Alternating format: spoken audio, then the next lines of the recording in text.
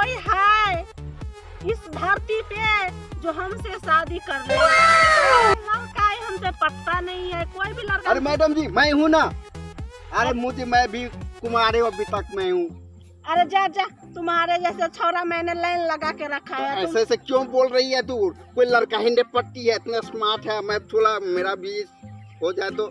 तुम देखो है ना मैं शकल, मैं तो उसको बोल रही हूँ कितना क्यूट है, स्मार्ट है, मैं तो उसको बोल रही हूँ। जो ये जो मेरा वीडियो देख रहा है ना, उसी से मैं शादी करूंगी। तो उसके लिए बोले तो क्यों इतना फालतू का चिल्ला रहे? अब तक कोई लड़के ने पटा नहीं, लड़का पटा।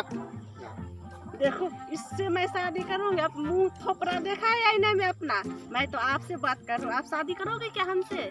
आप ही से मैं बात कर रही हूँ, बहुत अच्छे हो।